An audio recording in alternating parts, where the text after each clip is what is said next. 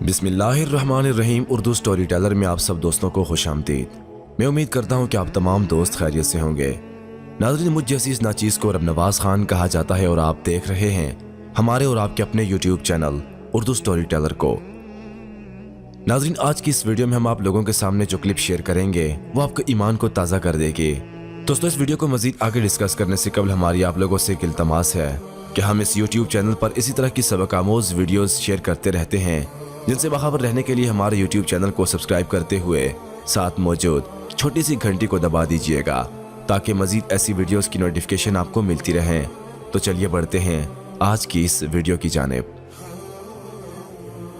नाज़रीन ग्रामी, रास्ते में चलते हुए जब इस बुजुर्ग को एक शख्स ने मस्जिद के लिए गाड़ी में साथ चलने के लिए कहा तो उन्होंने इनकार करते हुए जो बात की वो बात आप सुन लीजिएगा।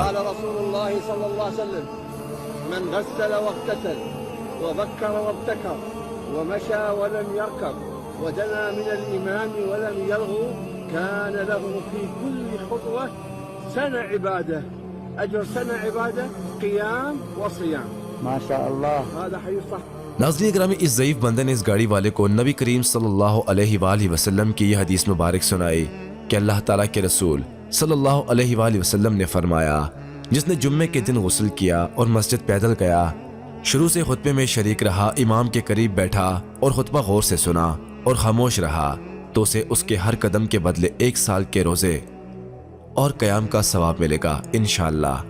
नाज़रीन, आज की ये वीडियो आप लोगों के सामने डिस्कस करने का मकसद ये था, कोशिश किया करें कि जुम्मे के दिन जितना जल्द हो सके मस्जिद पहुँच जाया करें, गुस्ल करके वहाँ पर खामोशी के साथ बैठ कर खुतबा सुना करें, ना कि लोगों के साथ दुनियादारी की बातें किया करें।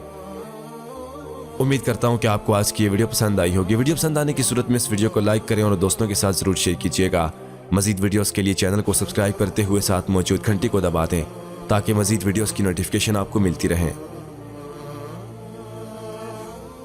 दीजिए इजाज़त, दुआ में याद रखिएगा। फिर मिलेंगे एक नई वीडियो के साथ, तब तक के लिए अल्लाह पाक आप सबका हामी व नासिर। वस्सलाम।